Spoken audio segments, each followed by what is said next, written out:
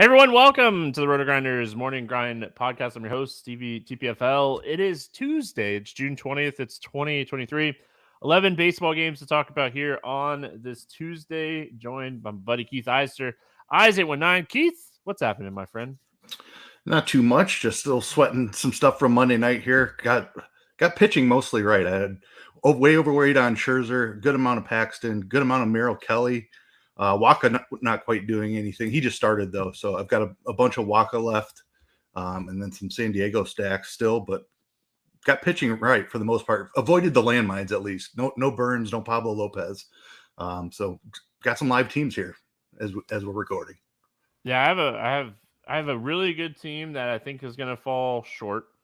It was a Texas stack. They're doing something. They're hitting the ball right now, but it was a Texas stack that had really good one-offs. Walker was a lone one-off that I had on that team. Alfaro was my catcher play on that team, and then Touchman, and it had Paxton, Scherzer. So it's a really solid team. If Texas breaks out here late in this game, it will move up. It's already really high up in tournaments. It will move up even higher. So that'd be nice. But I have a really live San Diego stack. We were talking about it before we went on. That has Kelly and Scherzer, and I think Scherzer's out of the game now.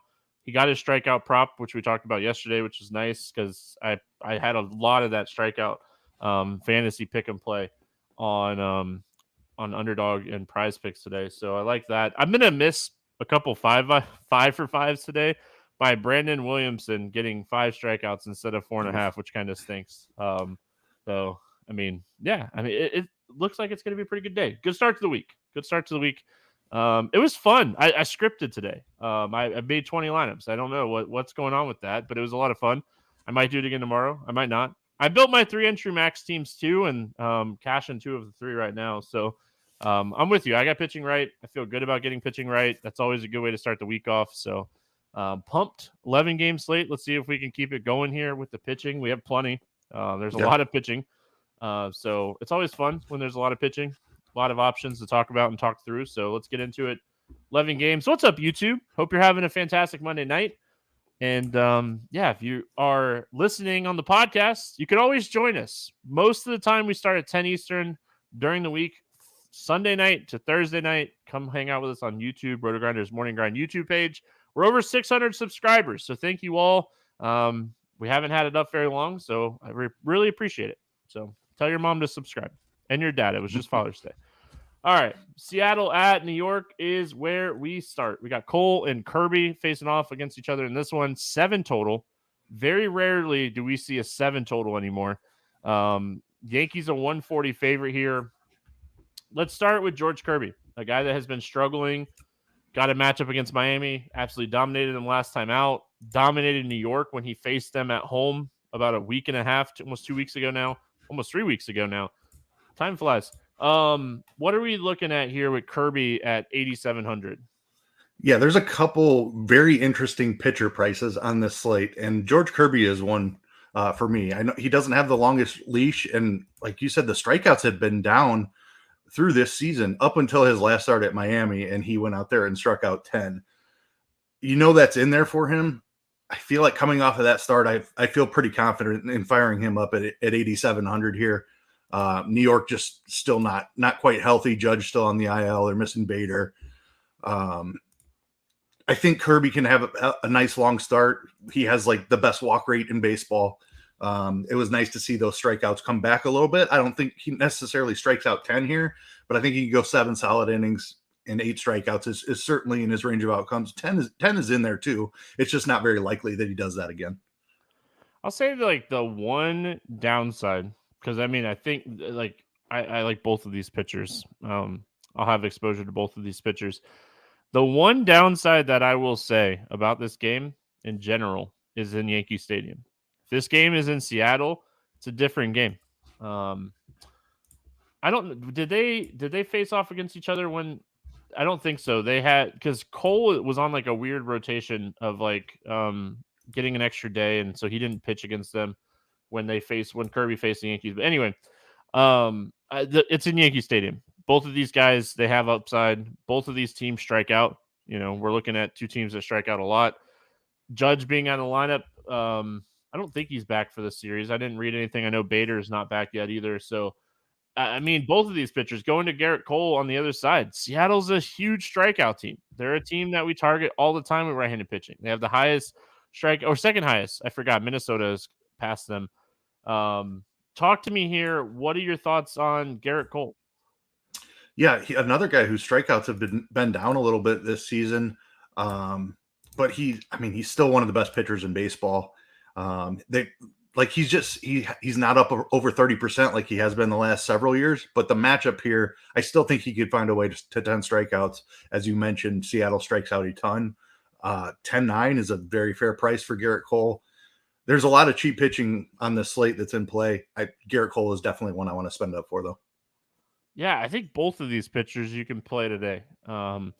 Kirby being an elite command guy, you're always kind of looking at, who's the umpire behind the plate kind of thing. But I think the matchup's going to be there. There's plenty of strikeouts, both sides of this game, both offenses.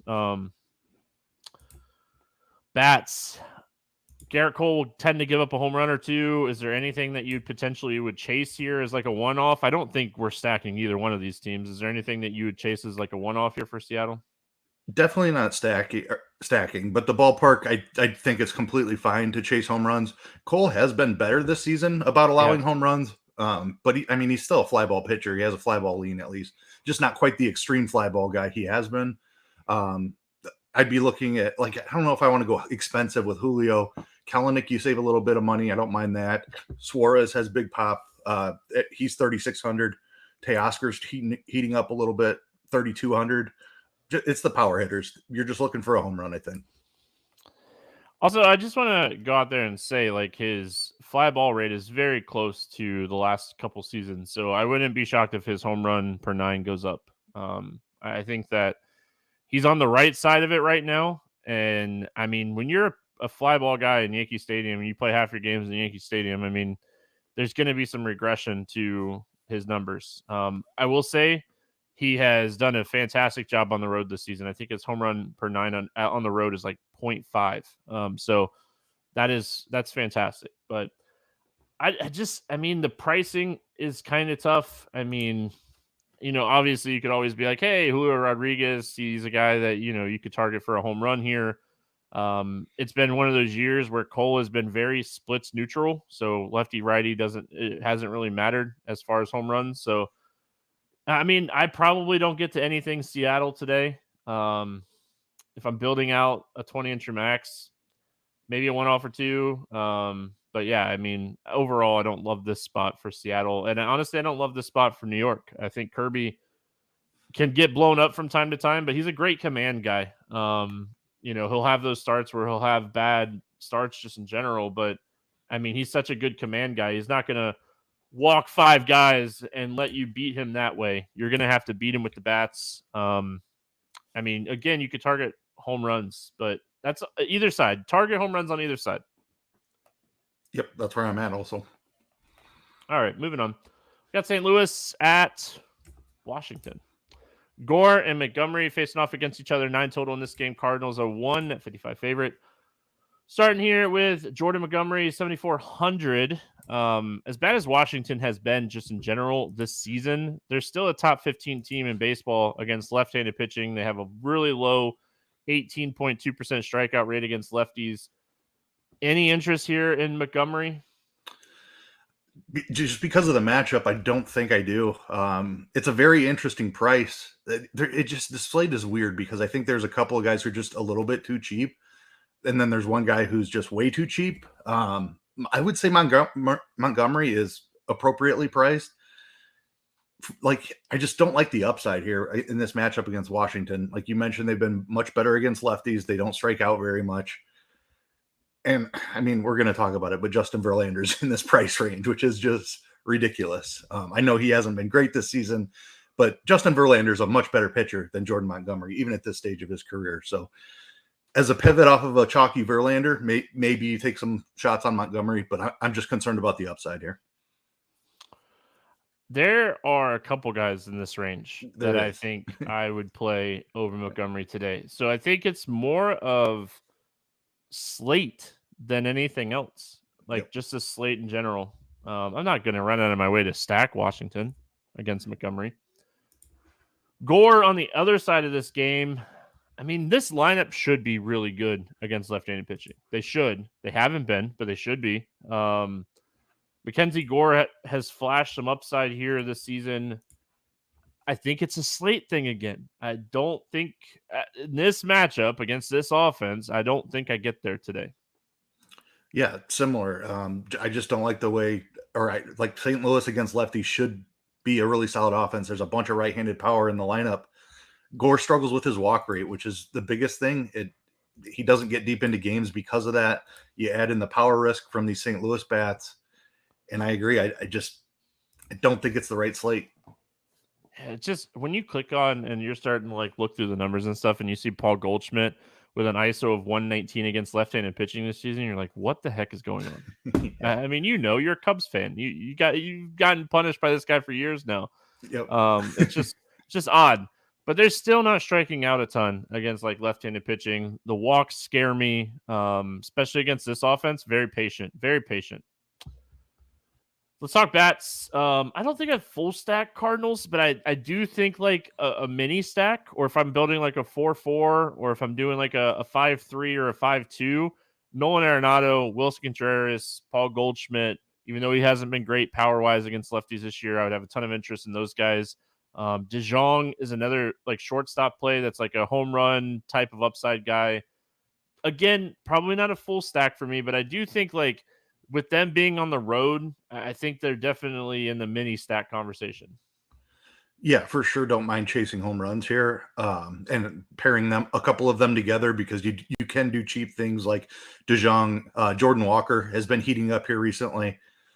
But you play one or two of those cheap guys in it, and then you can fit in your Arenado and Goldschmidts. Like the Wilson Contreras call as well. It's been a rough year for him, but he will turn it around eventually. 4,300 is a fair price tag. I agree. Like, there's enough strikeout upside from Gore that I don't know if I want a full stack. Just because the bats that you want are really expensive. There are some value guys as well. But just to get Arenado, Goldschmidt, and Contreras in there, it's a pretty expensive stack, and I think the upside's limited because of Gore's strikeout ability. Yep. Washington always presents some value anytime they're facing a left-handed pitcher. Montgomery's not a guy that I typically like, all right, let's go stack against. He does have a 210 ISO, 350 WOBA against righties. Very fly ball, ground ball neutral, gives up a lot of hard contact. So, I mean, my initial thought is Lane Thomas hitting leadoff 4,200 seems like a really fair price for a guy that's hit left-handed pitching really well this year. 276 ISO, 450 WOBA against lefties this year for Lane Thomas. So he would be my favorite play here. I'm not going out of my way to stack Washington. Who's the catcher? Is it Riley Adams? Is he still really cheap? He's up to 3,200. He's cheap enough. If he catches over Ruiz in this spot, I really like him. We're going to talk about a couple potential chalky catchers today. So I like him as a potential pivot. His numbers have been fantastic in a small sample size against left-handed pitching this year. Yeah, I like the Lane Thomas call. That's the one-off I would target. Meneses is still cheap. He just hasn't had the same power that he showed last year. Yeah, I mean, that's about it. Not a stack for me either. Montgomery's a ground ball guy, so and there's just not enough talent on this Washington team, but don't mind a few pieces here and there. Yeah, I mean, there's not a lot of fly ball hitters in this lineup. That's the problem, right? That's what you're struggling. There's a lot of hard contact here, but you're just not getting a lot of fly ball guys. So that's always like the downside of like facing a ground ball guy. You don't want ground ball on ground ball. That's like the matchup it's the worst matchup you can have. You know, if you're looking through like Baseball Reference and you're looking at like lefty, righty, fly ball, ground ball is like the worst thing that you can get. I don't love fly ball either, for what it's worth. Tend to get a lot more pop outs than you do fly balls actually going over the fence in that situation. All right, moving on. Chicago Cubs, Pittsburgh Pirates, 8 total. Cubs 126 favorite. Stroman and Oviedo facing off against each other here. Stroman 8,900 going up against the Pirates in a good ballpark.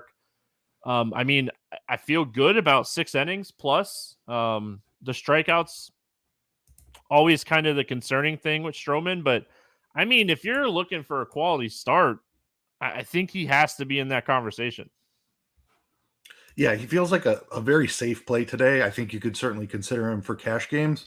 I am concerned about upside in this spot. Just Pittsburgh's not a team that strikes out a bunch. Stroman is a below average, slightly below average strikeout guy.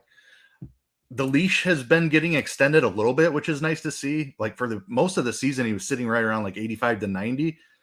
He's been up over 100 in his. That was a couple starts ago against Tampa Bay. 96 in his last one. He should be able to go out there and throw 100 regularly. We just haven't seen it a ton. I don't know. If he's low owned, I will have some exposure here. If he's even 15 to 18%, I'm probably off of it just because I'm just concerned about the upside. I think his upside is potentially FanDuel. Getting the quality start, getting the win, like that. I think that's where his upside is. But honestly, they're not really giving us a huge discount on him on FanDuel either. Like he is 10-3 on FanDuel. I'm not playing hitters against him. Maybe Reynolds, if anybody, but I'm not looking to seek Stroman's such a huge ground ball guy. His limits power. If Stroman faces a very right-handed heavy team, he has higher strikeout upside. His strikeout rate goes way up against righties than it does against lefties. I think 4 or 5 strikeouts, 6 or 7 innings. I mean, the upside would be. Hear me out. The upside in Stroman would be a complete game, and that's where you're getting like a more of an upside ceiling type spot. And they have pulled him pitch wise really early here lately. So I don't get to Stroman, I think, today a lot, if any. But like you said, if he comes in like 5% owned, I mean, I'll chase that complete game shutout where I only have to play like 10-15% to like double or triple the field. Oviedo. I mean, I've played Oviedo some this year, and I do think like the Cubs team has a lot more strikeouts in it right now. I just don't know if today is the day that you're necessarily going to need him. Yeah, I don't think so either because the 7K range is so strong today. Like the Cubs are a decent strikeout matchup, like you said, but Bellinger being back is a big boost to the offense. They've been hitting a lot better. Morel was ice cold for a while there. He's been hitting well lately. They put Wisdom on the injured list, who had been atrocious for like a month. Tauchman has been hitting really well for the Cubs. So like this Cubs offense is starting to rebound a little bit. I don't think I'm playing Oviedo on an 11 game slate. Let's talk bats. Anything jumping off the board to you here for the Cubbies? Tauchman's price. He's been leading off. He's 2,400. He had like 3 hits or maybe even 4 hits on Monday night. Drove in several runs as well. He's going to be a chalky value option at the top of this Cubs lineup. Happ and Suzuki are really cheap also. Bellinger has been hitting well since coming off the IL 4,700. I think it's more of a mini stack. I don't love the ballpark, but I do like the lefties here. In particular, Tauchman because of the price and Bellinger because of the upside at 4,700 would be my 2 favorites. Yeah, I like the Tauchman call, hitting leadoff. He's been a nice value here recently, and I mean he's actually been hitting the ball really well. So 2,400 for a leadoff guy, and Oviedo's struggles are a lot more lefty than righty. So I love that call.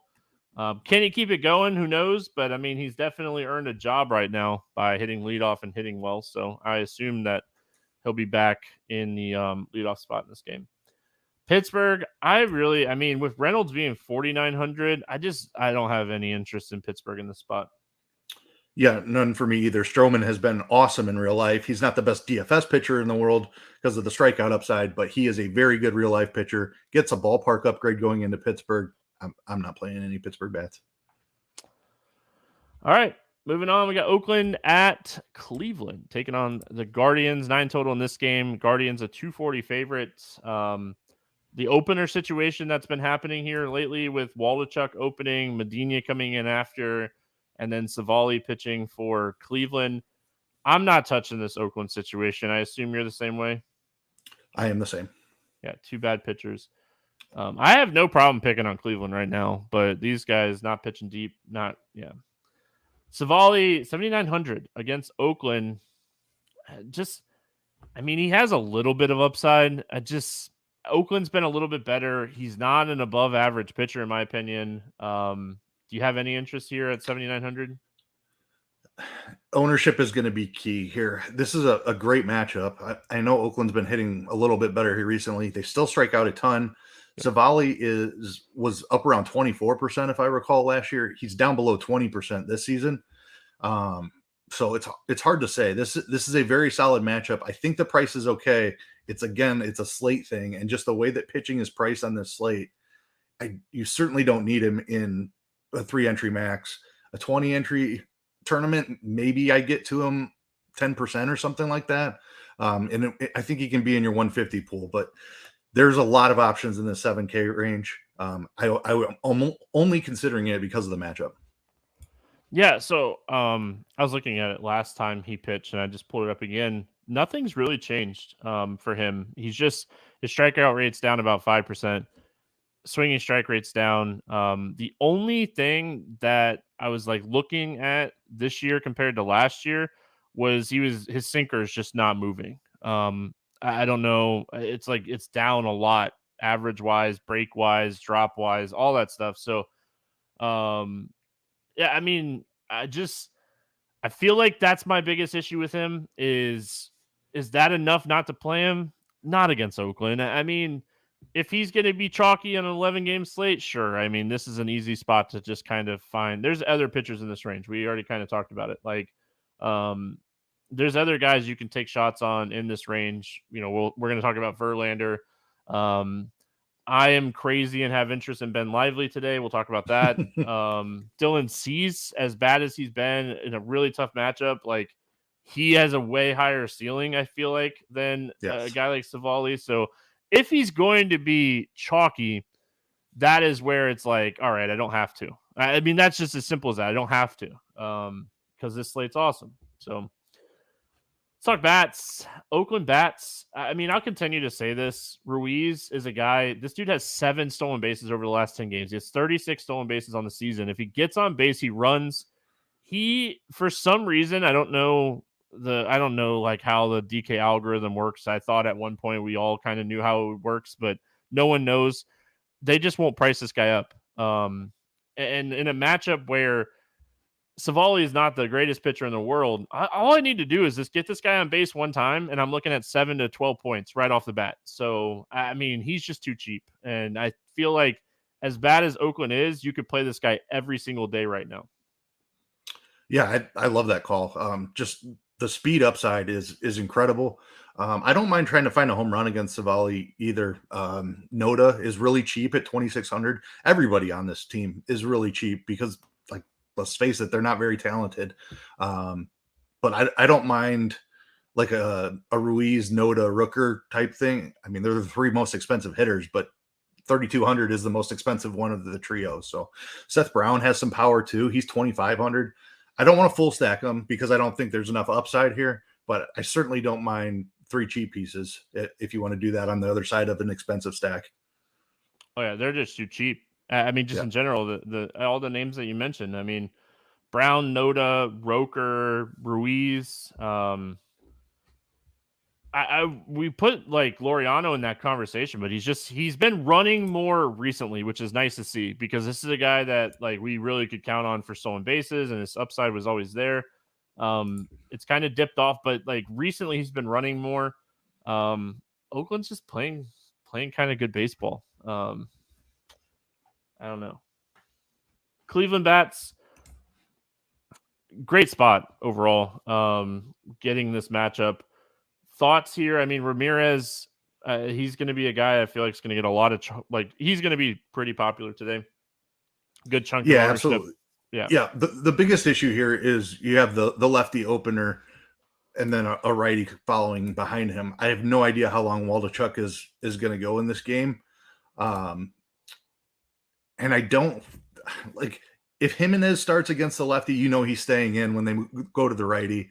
We'll see what they do with Naylor, but the platoon situation, anytime you have this lefty starting and we know he's not going deep, and then Medina is likely coming in behind him, it makes it a bit tough to stack. Ramirez with his switch hit ability is obviously totally fine.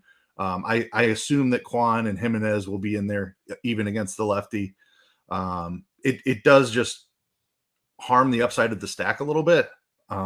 If that lowers their ownership, though, I'm certainly interested because, like I said, Waldichuk isn't going deep. We know how bad this bullpen is. There's not a ton of upside in Cleveland, but they're priced appropriately. Ramirez at 5,200, totally fine, and then everybody else in like the 3K and 2K range. So I think I'm fine with the full stack. I'll be curious to see how popular they are just because of the Oakland situation. The stack's going to be ugly. It's going to be cheap though. So I don't hate it. They hate opener situations, especially this one, right?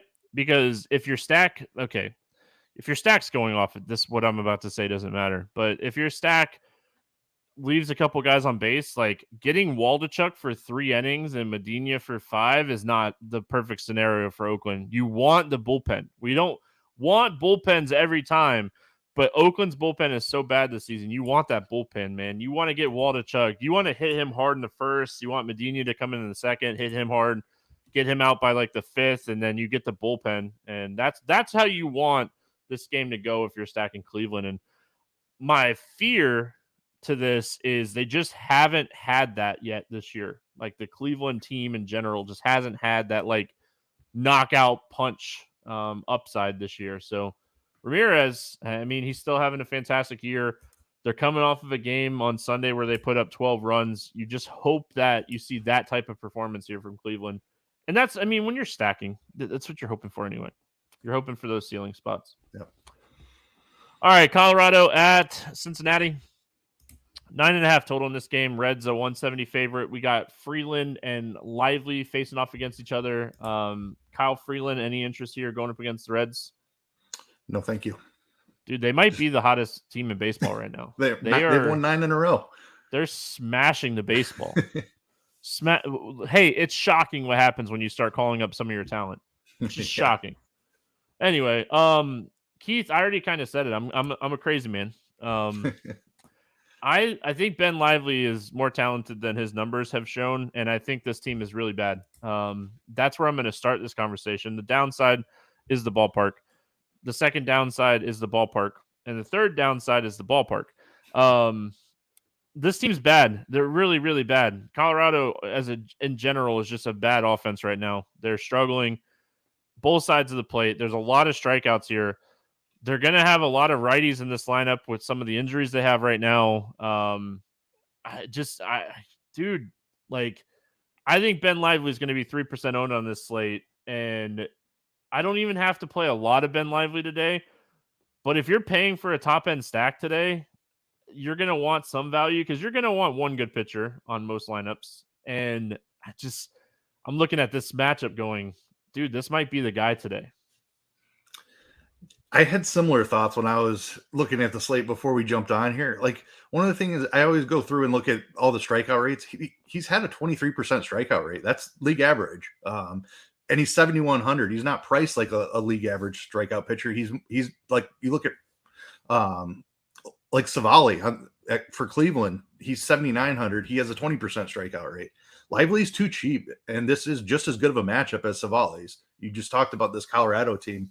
They're really bad. I don't think you're crazy at all. Lively's been very solid, better than I knew he had been good, but then when I was looking at his numbers pre-show, 23% strikeouts and 5% walks that's a really solid starting pitcher. 7,100 is too cheap for this matchup. I completely agree. And I also agree that he's going to be unowned because we have Verlander and Cease in this range. Even Savali, I think people just name recognition.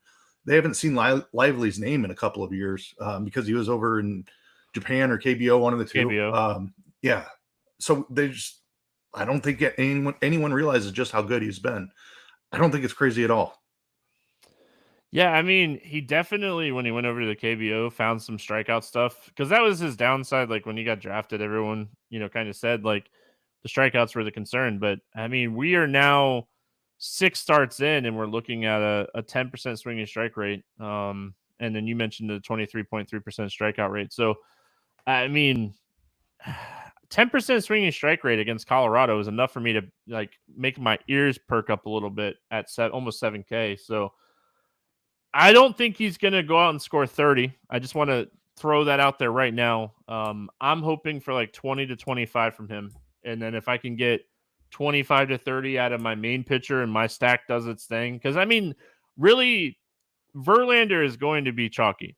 I don't care what anybody says. Verlander it's the same matchup that Scherzer had yesterday. They have 8 righties. They cannot go left-handed. Verlander, just like Scherzer, is elite against right-handed hitters. So we'll talk about that here in a minute. It's like 2 games away, I think. All right, Cincinnati or Colorado bats. I mean, so I will say this, right? If I am playing some Ben Lively, you can bet your butt that I'm going to have at least one hedge stack of Colorado. Because I do think like the downside is him just getting blown up. And honestly, Ryan McMahon is too cheap on DraftKings today at 4,300. Yeah, I mean, it's the ballpark that you have interest in Colorado because, like, I think Lively probably is around a league average starting pitcher. Maybe he's slightly better than that. This Colorado offense is below average, but going into Cincinnati, we want to play offenses here. It's not like Lively is some elite pitcher. He can certainly get beat up a little bit here. And Colorado's really cheap, like you mentioned. McMahon still 4,300. Nolan Jones 4K. Grichuk is still far too cheap. I know he's had a bit of a slow season so far from a power perspective, but it's coming. He still will hit plenty of home runs. The catchers, like they've been DHing Alfaro and playing Diaz together. Both of them homered on Monday night. So talented catcher if you can fill the catcher position with this stack. So I'll stack them up to also just because of the ballpark. Yeah, I mean Diaz, McMahon, Jones, like little 3-man stack would be like my preferred, but I'll probably have a 5-man stack just because like I am gonna play Ben Lively. The only way I don't get Lively if for some reason like Lively is popular and Verlander is not, but I mean my initial thoughts for doing this for so long is we're gonna have pretty decent ownership here on Verlander today. Yeah, especially since Scherzer just went out there and smashed. Yeah, pitch great. Got his strikeout prop.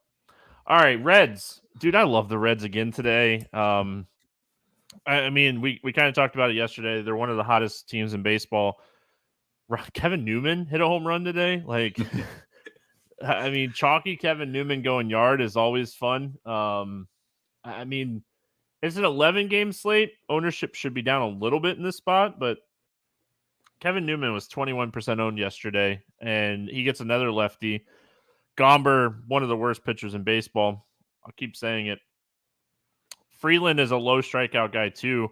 He just does a better job of keeping the ball on the ground against lefties anyway.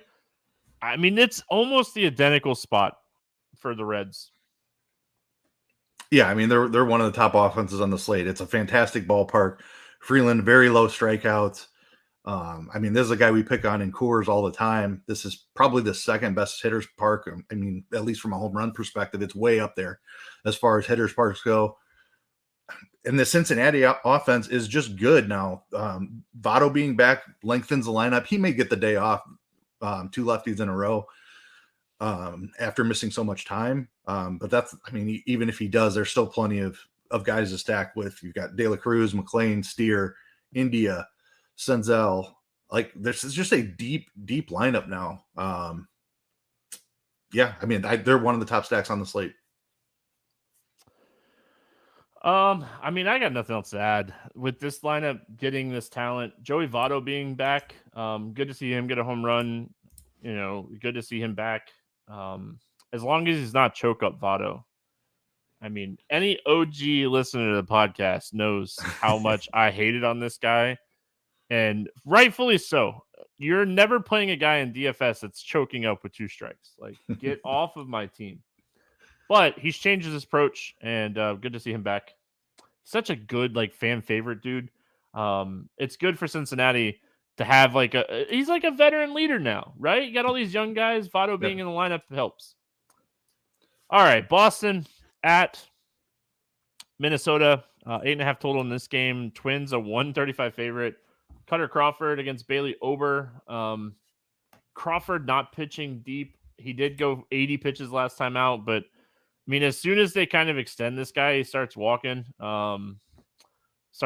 people and stuff. I just, even at this $5,400 price tag against a team that's been struggling, I can't do it. On a different slate, I would have interest in this spot with him at this price, just because there are strikeouts in this Minnesota lineup, a lot of strikeouts. Crawford went up to 80 pitches. I think he has a chance to go 90 in this one. There's so much value in the 7K range. Like we were just talking about Ben Lively. There's still several more we're going to talk about. I don't think we need it on this slate.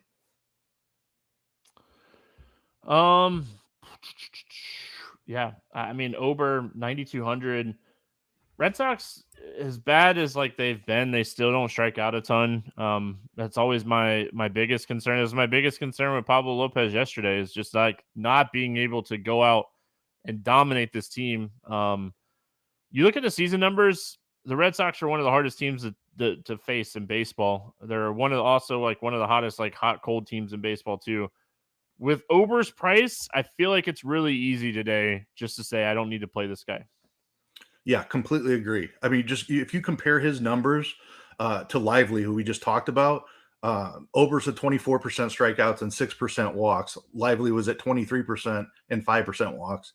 There's a $2,000 price savings by going down to Lively, and he has a much better matchup. Like there's no reason to spend up to 9,200 for Bailey Ober.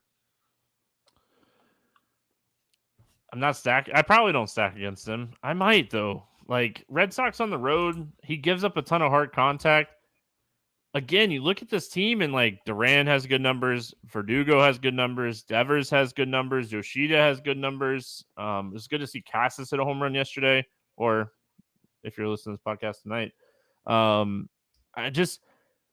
The Red Sox need like one or two big bats in this lineup to be a completely different lineup. But I mean, I don't mind the stack. Probably not my favorite. If I'm playing 150, I probably stack them. You're getting them on the road. What are your thoughts on the Red Sox? If they were cheaper, I would have a lot more interest. They're priced up there pretty much. I mean, Devers, I certainly want to have some exposure to him. Ober has fixed his lefty issues a little bit, but they're still there. So great spot for Devers and Yoshida, but they're both priced way up there. Verdugo at 4,700 would be my next look, and Duran is cheap at 3,500. I don't know if I get to the full stack because of the pricing here, but I certainly have some interest in chasing power. And with Duran being cheap, I think you can find a 3-man here too. Minnesota bats, anything standing out to you? A Gallo's still cheap, tons of power. Probably not a stack for me, just because they strike out so much. They just haven't been great, but they are cheap. Again, I think this is another secondary stack situation. Kepler's 3K, Kirilloff is 3,200, Gallo 3,800. So plenty of cheap bats. Throw them with Buxton, and I think you have a nice little 3-man there. One other name I want to throw. I agree with everything you said, but one other name I want to throw out there for Minnesota. Hold on, I'm trying to find his price really quick. Is Julian. He's 3,100. He's been hitting like he hits leadoff sometimes, and he's been hitting second a lot too. But he's 3,100. He has some pop, so I don't mind this. I think he has like 10 extra base hits and 85 at bats so far. So Cutter Crawford is a very hittable guy. So I don't mind, paying down and using, like you said, hey, I'll take Julian, I'll take Gallo, and then I'll get Buxton or something as like a little 3-man stack. You mentioned a bunch of the guys I was going to mention, so I don't have to get into it too much. But yeah, I think Minnesota, definitely a like secondary stack. You could talk me onto a full stack from Minnesota today. I'm not a huge Cutter Crawford fan. Arizona at Milwaukee, Nelson and Ray facing off against each other here. Let's talk Brewers first. They're a 122 favorite in this 9 total. Any interest here or not Brewers? Ryan Nelson going up. I forget it's opposite. They're on the road. Ryan Nelson at 5,200. Any interest here against Milwaukee? Again, I don't think that we need to do it on this slate. Like if you want to save money, you can play 7K pitchers pretty easily, and then pretty much do whatever you want with your bats. I don't think we need to go down to this range. I'm not scared of Milwaukee necessarily. They strike out plenty, but Ryan Nelson has a less than a 15% strikeout rate on the season. Like where's the upside coming from? Yeah, I mean, I like the matchup. I do. It was one of the reasons that I was so high on Kelly yesterday. He crushed, by the way. Absolutely crushed. I like the matchup. Don't love the pitcher. And I mean, I've been saying this about Nelson all year. He's cheap. Ray, he's one of the guys I definitely want to pick on this slate. I'm not playing him. Yeah, no chance I'm playing him. This Arizona offense is incredible. You saw what they did. I know Corbin Burns has struggled this year, but he got absolutely beat up by them. Like Arizona is patient. They don't strike out. They're a really tough matchup. Let's talk bats. I love Arizona on the road here, getting that guaranteed 9 at bats. I mean, this is a stack that I'm going to prioritize today. Yeah, I'm right there with you. They're like between them and Texas, they're the two surprising offenses of the season. I would say Arizona has to be considered among the elite. Corbin Carroll has been incredible. Walker has a ton of power. Marte's a really solid all-around hitter. And then you have some value in here as well. Perdomo, Smith, catchers are cheap. Moreno is 2,900 still. McCarthy is a speed guy, 2,800. Like, I don't know. Like, I'm certainly not afraid of Colin Ray. I think this Arizona offense is outstanding. I agree with you. I love this stack today. I mean, you're not going to talk me off of any of these guys today. I absolutely love the spot in this one. Looking at the Milwaukee side, I don't typically play Milwaukee, but I mean, I like Telus a lot. You could talk me into Adames. You could probably talk me into Yelich here. You know, I don't love the matchup, but I think that I definitely prefer the lefties against Nelson than the righties.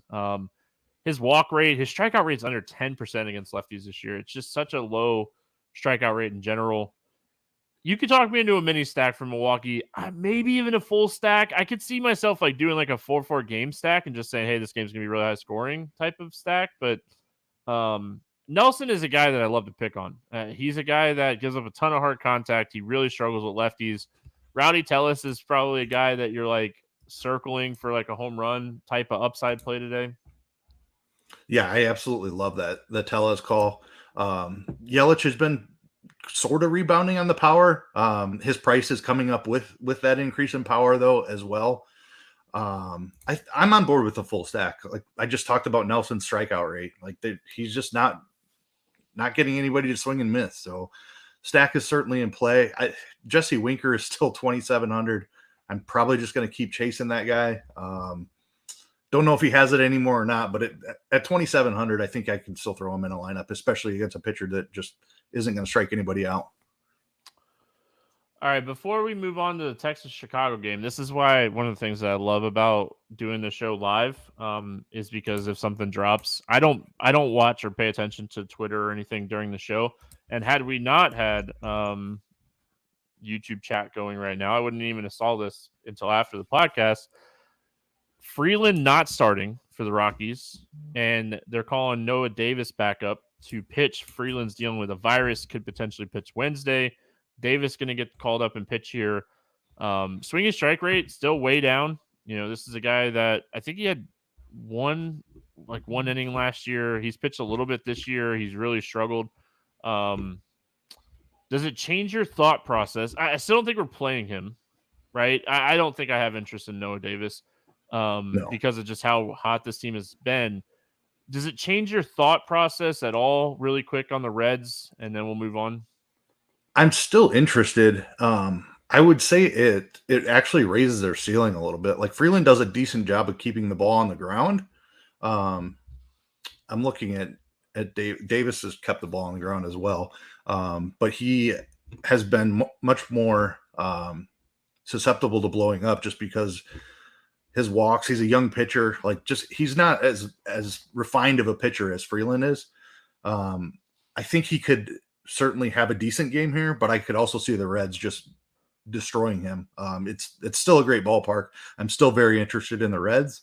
Obviously, it turns the handedness now around. So now we're going to have guys like Fraley that we want to talk about. Ellie De La Cruz jumps like McLean and Steer for me, where McLean and Steer are awesome against lefties. I definitely prefer the left-handed bats here. Now that's pretty much the only thing that changes is just who I'm targeting more than the others. I still think every hitter in the lineup is in play. Yeah, I mean, it definitely. I think it helps. I don't think Newman hits leadoff in this spot. I mean, he takes it. I think he takes the biggest hit for me overall, if he's even in the lineup. So he would be the jumps guy. Way up for me if he's in there. Yeah. So I mean, I think Newman is the biggest hit in this spot. McLean's hit righty's good. India, you're not really worried about lefty righty. De La Cruz is actually hitting righties way better. We knew he had more power from the left side of the plate. Steer has plenty of power. It definitely gives a bump to a guy like Joey Votto. So, I mean, yeah, it changes a little bit, but I mean, does it really matter that Kevin Newman is not going to be chalky anymore? I mean, I feel better about that. Yeah, right. So, but yeah, I mean, overall, I don't think it changes my thoughts. Noah Davis isn't like a huge prospect or anything. He was drafted by the Reds in 2018. So some revenge, I guess, but not a huge prospect. He's a sinker guy. So if you really want to like dig into, I'm not doing it right this second, but if you really want to dig into like how this team hits sinkers, it's all going to be a pretty small sample size. They're a very young offense. So yeah, I mean, that is the only thing that I would say. He's a guy that relies on his sinker a lot in AAA this year. All right, just wanted to circle back. Thank you who posted that. Hero Non-Zero. Thank you. Texas at Chicago taking on the White Sox. No total in this game for some odd reason. Eovaldi and Cease facing off against each other in this one. I know there was a lineup for this game, and I think they pulled it down, which is always scary. But yeah, let's talk Eovaldi first, going up against the White Sox. Thoughts on him in the spot? He's expensive, but man, the guy has the best leash in baseball probably at this point. Back over 100 pitches last start, make that 2 in a row for him. He's been regularly hitting 100 pitches, going super deep into games. He's not an elite strikeout pitcher. He's just slightly above average, so 11,000 feels like a lot to pay for him. Not scared of the White Sox though. 25.5% strikeout rate, so just slightly above league average for Eovaldi. But that the leash raises his ceiling. He's probably going to go 7 innings here. If he can get you 7 or 8 Ks and go clean, I think he has a chance to pay off that 11K price tag. I'll be curious to see what his ownership looks like, because I think there are pitchers that are underpriced on this slate, and I would say he's probably a 500 overpriced or so. Hate the price, love the spot. Yeah. We've talked about. Here, I don't know how many games we're through, but we've talked about plenty of value hitting wise today. I think that there's enough value that Eovaldi works today. You have to love like how deep he goes into games. The upside that he gives you with his 105 to 115 pitches. You love that. He's a guy that like legit has complete game upside because of his pitch count and the ability he has. I don't hate the matchup. I don't love the matchup. They're getting healthier. They're hitting a little bit better. They walk very seldom. He's not a huge walk guy. This is a spot where he's been struggling with command a little bit. This could be a get right spot, and he could have a big game here. So he's playable for me. Is he like single entry, 3 entry max playable? He's really like borderline close. I prefer right now. I think I still prefer Cole. If I was going to pay up for one of these two guys, because Cole's strikeout matchup is just so phenomenal. All right, other side of this game, Dylan Cease. I think he's been the most tilting pitcher in baseball this year, because right, like I stacked the Dodgers everywhere his last start, and I was like, all right, here we go. He's been pitching terrible, 10 strikeouts. Good for him. I root for Dylan Cease. He's a disc golfer. He owns a disc golf course about an hour from my house that he's renovating, and I can't wait to play it. I root for Dylan Cease. I want to see him pitch better. He got the Miami start. He looked a little bit better. It was Miami. Having come out and throw a really good game against the Dodgers is really intriguing. Tough matchup, but dude, the price. I can't get over this price. Neither can I. If he was 9K in this matchup, we'd have something to think about. But this is a guy who's coming off a 10 strikeout performance against the Dodgers, and he's 7,700. Oh man, like Texas is an awesome offense. I truly believe that.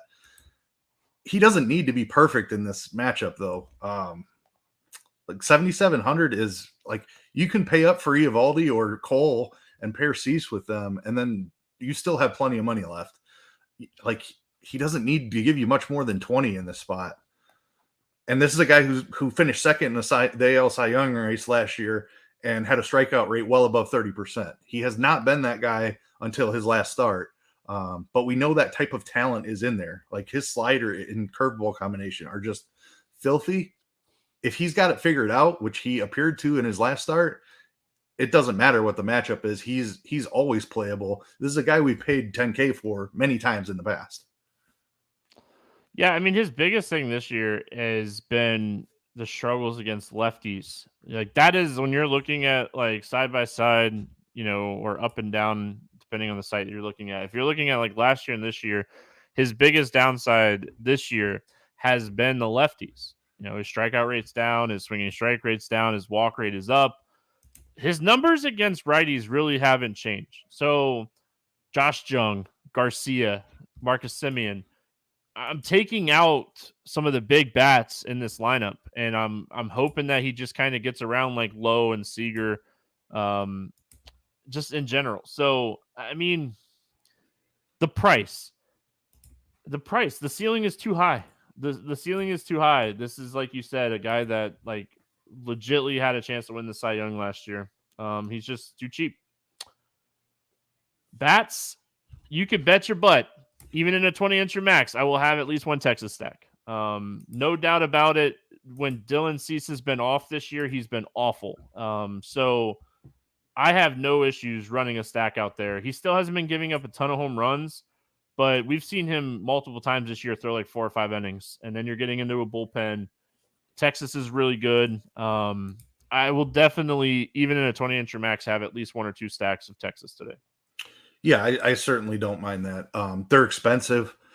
I love the lefties. Like I think you could hunt for. Like I know you said he hasn't been giving up home runs, and you're right. But the White Sox Park is one of the better home run parks in baseball, and Texas has some left-handed power that I certainly don't mind chasing. Lowe would be my first target there, just because he's 2,000 cheaper than Seager.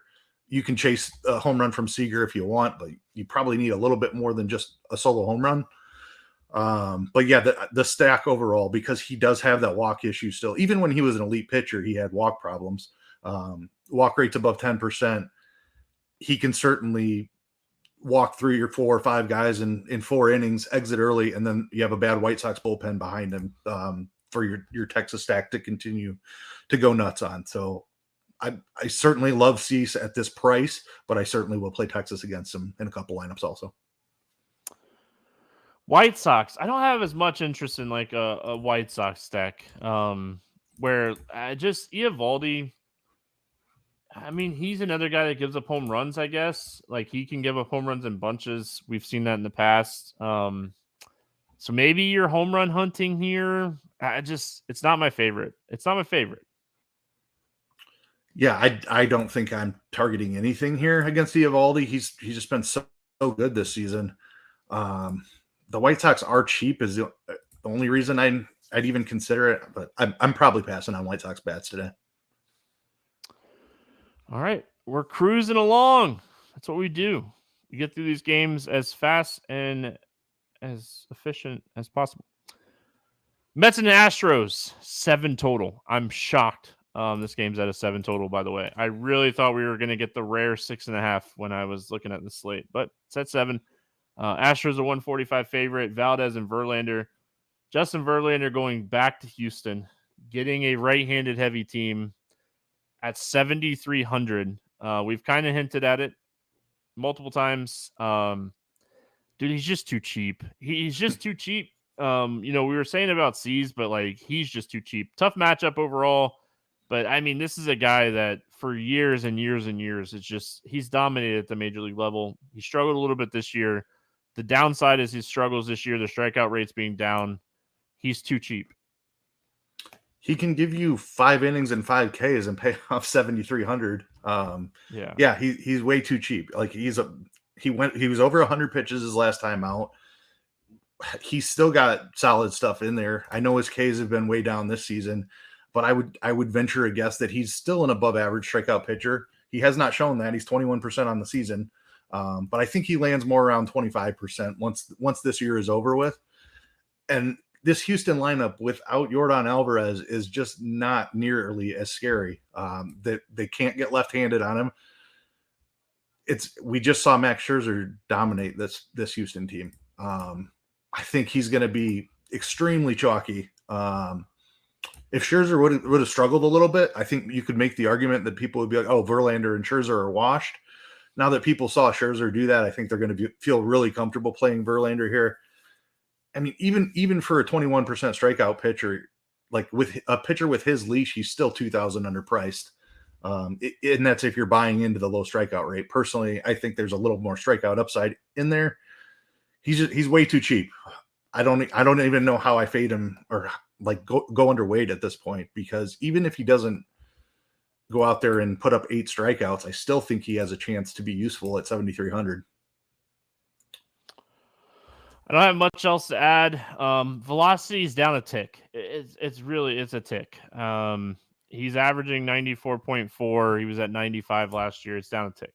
It's not enough where I feel like the strikeouts should be as low as they are. The biggest thing for him this year has been the slider. The slider is just not doing as well as it has been in years past. So, I mean, that's that biggest thing. But I mean, prime Verlander was a 94 to 95 mile an hour fat like pitcher, and he's living in the 94 range this year. So, I mean, I have a ton of interest in Verlander at this price, and you have to think, dude, he's going into this game, and he's going to have a little bit of more of adrenaline going into Houston.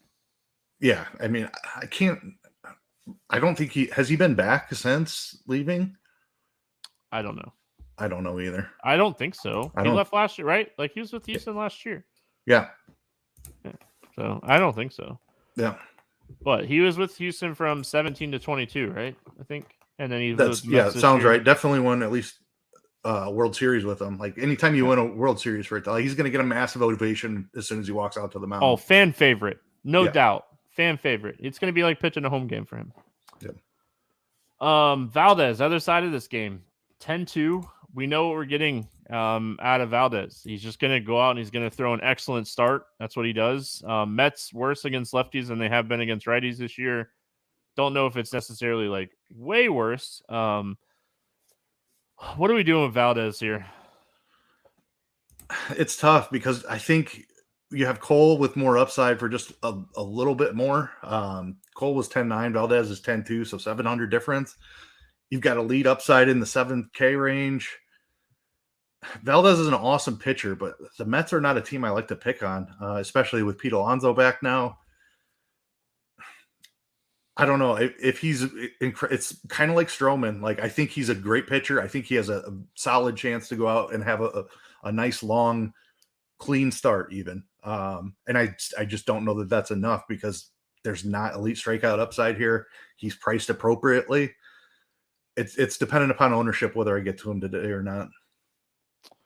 Seen a bigger tick in like his strikeout rate dropping a little bit, which is, I mean, really concerning for me because that was like the thing that like was really standing out to me. Like he's just strikeout number, in my opinion, I mean, is still too high for his swinging strikes. Like he's still a guy that generates swinging strikes in that like 10 to like 10.5% range, 11% on the season, but more realistically like 10.5. And like a 27% K rate is just not sustainable with that swinging strike rate. So here, I'll throw a curveball at you real quick, Keith. If you had to rank Eovaldi, Cole, Kershaw, and Valdez ceiling, we don't do cash games here. Ceiling, how would you rank them ceiling wise? Cole would be number one. I think I would go Kershaw, Valdez, and Eovaldi. See, that's fair. I have Kershaw at 2 behind Cole, and then Eovaldi 3 ahead of Valdez. I think that's kind of where I just think that's kind of where I'm at. I mean, the Mets offense can be bad. I'm not running to play bats in this game. Let's talk about bats. Anything on the Mets side that's like jumping off the page to you here? No, I mean, Valdez is one of the toughest guys to stack against because of his ground ball rate. He can get into trouble with walks at times, but then he'll throw the ground ball to get the double play. So I don't think so. Nothing on the Mets side for me. Do you believe in this like Francisco Lindor like just like selling out for this launch angle stuff? He has a 44% fly ball rate against lefties this year, and he's at 13 home runs on the year already. Like, you don't think of Francisco Lindor as like a power guy, but I mean, he's having a good home run season. I don't think against Valdez I would do it, but it was just something that like I read that I thought was super interesting overall. Just to keep in your back of your mind for Lindor. And then Houston bats here against Verlander. I don't know, man. Texas. I don't know. The question in chat is really interesting. Derek posted the question: in a 20 entry max, would you have a Houston stack? And they might be too slim for me in a 20 entry max. But if I'm playing 150, I think I would get some exposure to a Houston stack. Yeah, I think Verlander is going to be chalky enough. That's the reason you would do it. I mean, that aspect, yeah. If Verlander comes in 40%, I think I would have a Met stack in a 20 entry. Yeah, see, didn't process the leverage, but the potential leverage spot makes the Houston stack playable. Yeah. Do I love it? No, I don't. I'm way more on Verlander in this spot, but the leverage, we're gonna see a guy push 30 to 40% ownership on an 11 game slate. Yeah. I would be shocked if he comes in under 30% in the whatever the name of the 20 incher max is now on DK. Yeah. The only reason is because Cease is similarly priced, so maybe they eat into each other's ownership a little bit. Like, I don't think many people will play Cease and Verlander together. I think they'll go up to Cole and then spend down for one of Cease and Verlander, but we'll have to see. And this is a both sides thing. Verlander's 8,200 on FanDuel today. I think he's really popular on both sides today. Crazy. All right, San Diego at San Francisco. No total in this game because it sounds like Lugo will be activated off the IL to pitch here. So we'll see. Seth Lugo coming out, pitching. Desclafani on the other side. Any interest at Lugo at 7,500 here? He's had a really good season, or he was having a decent season before he went on the IL, but he did not go out on a rehab assignment. So it wasn't an arm injury for what it's worth. It was like a strained calf muscle. And you can do bullpens and stuff and light like long toss. Coming from a pitcher's perspective, you can still maintain a pretty decent, like he was in the like 95 to 100 range. I wouldn't be shocked if he throws 90 pitches in this game. He did throw a like simulated game with batters like in practice. I would be shocked if he doesn't throw 90 pitches in this game. I will be shocked if he does throw 90 pitches. All right. I mean, I think he's stretched out still plenty, but I'd put the over under more like 80. I think they're going to be cautious a little bit with him. I mean, I'm sad that Ryan Weathers got demoted. That's just, it's a sad day. because you wanted to stack San Francisco. Dude, no, I mean, it's been a stack all year against Weathers, but Yeah. I think Lugo, for what it's worth, I think he's super interesting in this spot. Is kind of what I was getting at. Because he has actually like shockingly been. He was awful last year. He's been shockingly good this year. Yeah. My concern is like it's still like his advanced numbers say he shouldn't be pitching this good. And that's like my biggest concern. But he's had like this reverse split strikeout rate this year, which makes it super interesting because they're going to throw. I mean, the Giants are like the most like platoon team in the world when it comes to lefty righty. And I was looking at it, Keith. He really hasn't changed anything. So like, are we just going to see like big regression here? Like, I don't know.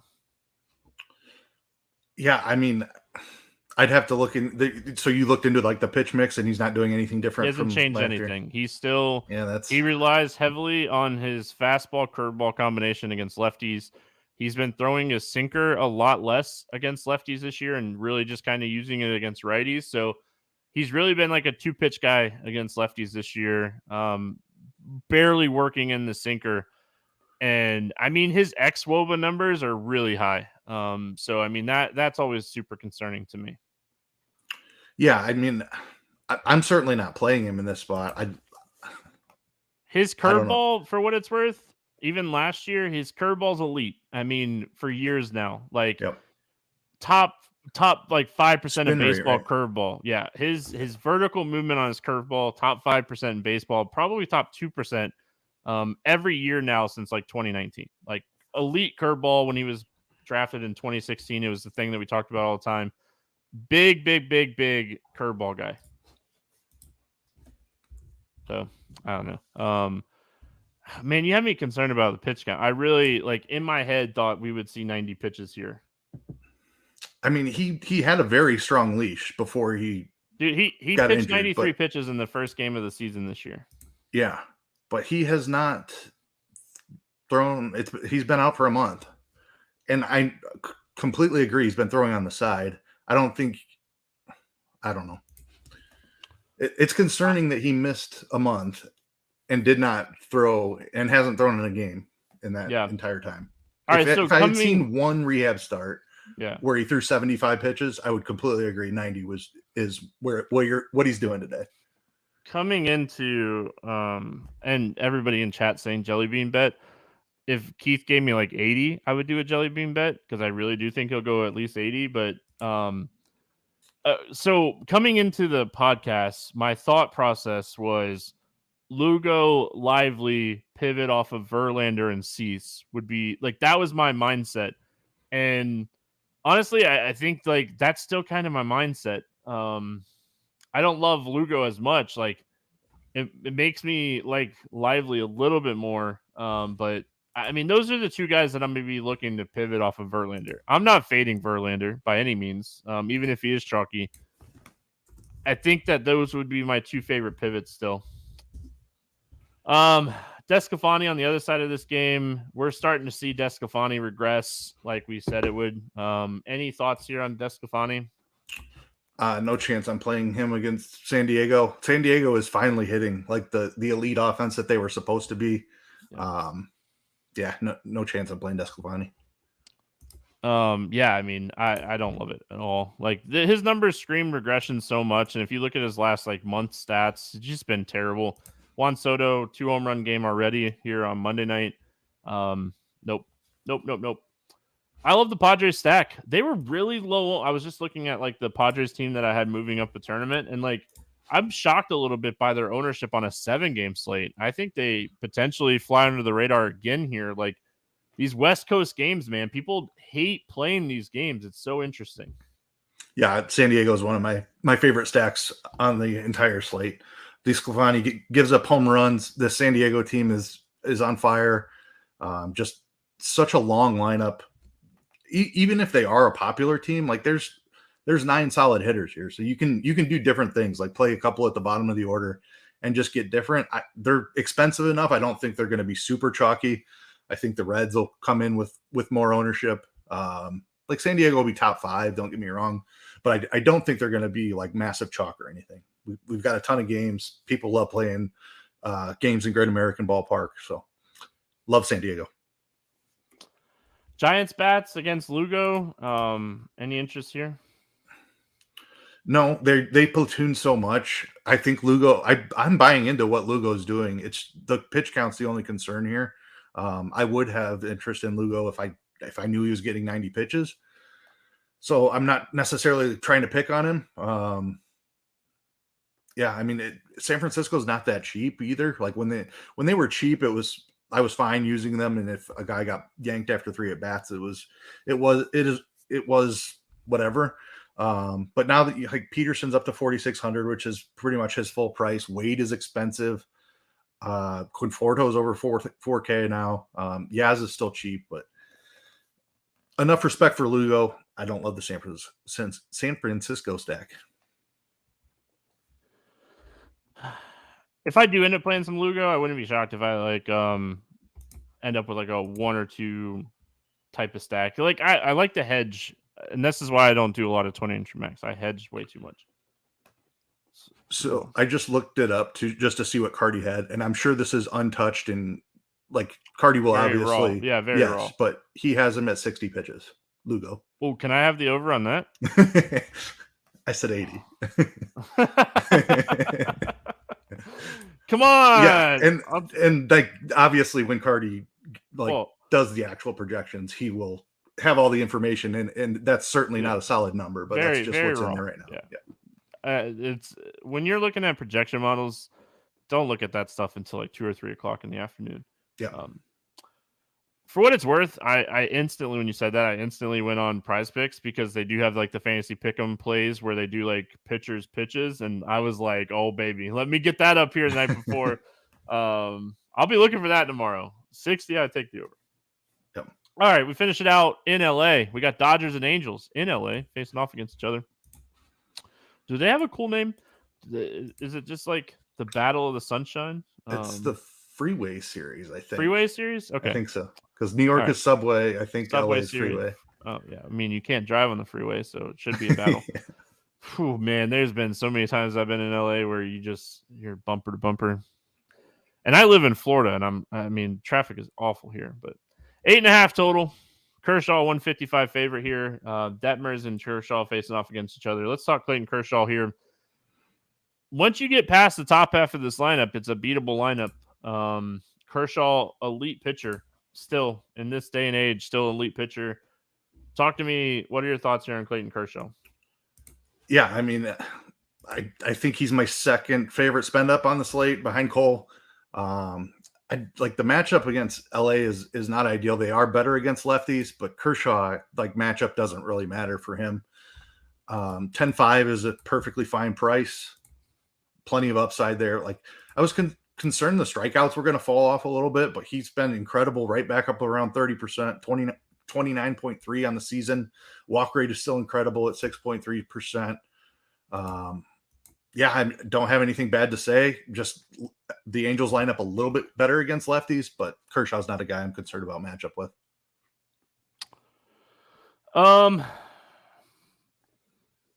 Detmer's other side of this game, 6,900. He's actually been pitching really solid. His strikeouts are way up. Yeah, I mean, he's another guy that you could potentially add in the mix. Like, if Lugo is someone, like, if we get, like, an announcement, like, he's going to be limited, maybe this is another guy you like. Because, listen, my whole thought process is Verlander is going to be chalk. Who can we pivot off of? If Verlander scores like 15 and my guy scores 22, you're so far ahead of the field in that scenario. So, I mean, his strikeout rate being up so high is super concerning. His whiff rate is up 10% with his slider this year. That's concerning. His whiff rate is down way down on his fastball.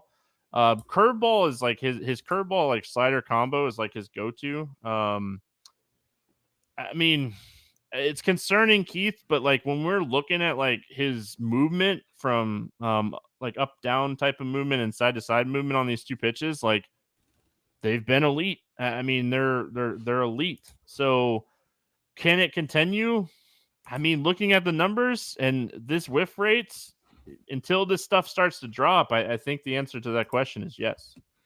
Yeah, I'm buying that Detmers is having a bit of a breakout. Like even spring training noise around him was that he was on the verge, like the stuff had taken a leap forward. Where all reports out of Angels camp this spring, so I'm completely buying the uptick in stuff, and I think he's a viable pivot to Verlander. I prefer Lively just because of the matchup. The Dodgers are a really good offense.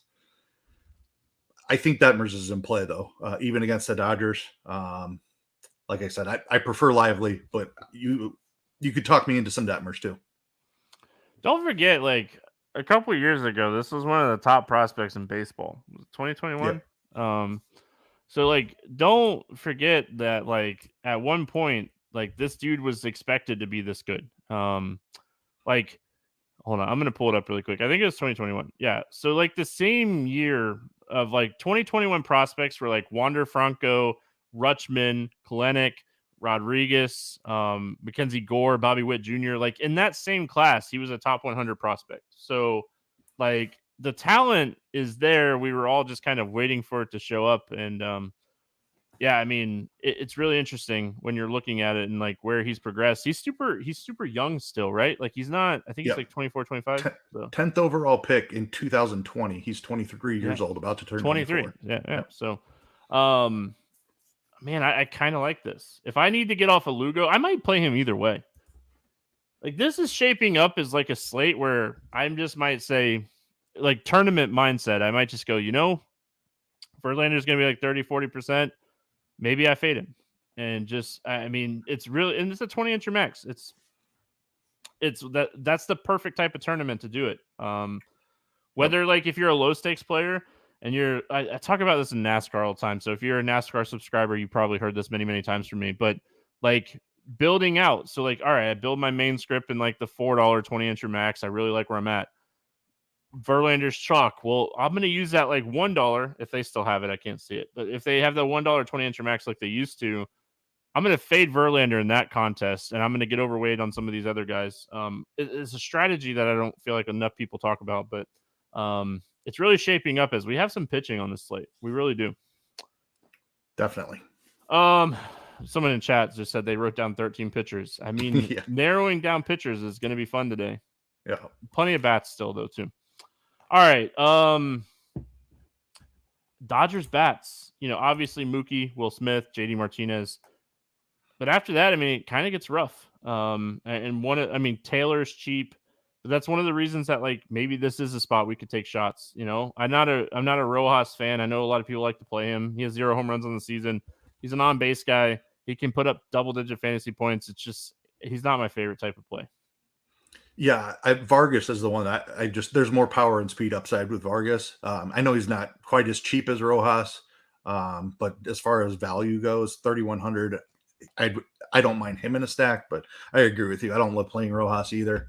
I'm not sure how much I stack. Like this is the most expensive stack on the slate probably, and we're both buying what Detmers is doing this season. So I don't necessarily love the Dodgers. I might find one stack of them, but I would much rather spend money on San Diego than the Dodgers. Again, like looking at this dude's advanced stats, because I just pulled it up again. I was looking at it. His advanced stats are no joke. I mean, might be time to jump on board. I don't really have a ton of interest in the Angels. I mean, Mike Trout is so expensive against Kershaw. What are your thoughts here? Yeah, no interest. Kershaw is elite. Renfroe for a cheap home run, maybe, but not something I'll do a ton of. So really quickly pulled up Mike Trout 4 for 20 with a home run and 23 plate appearances against Kershaw.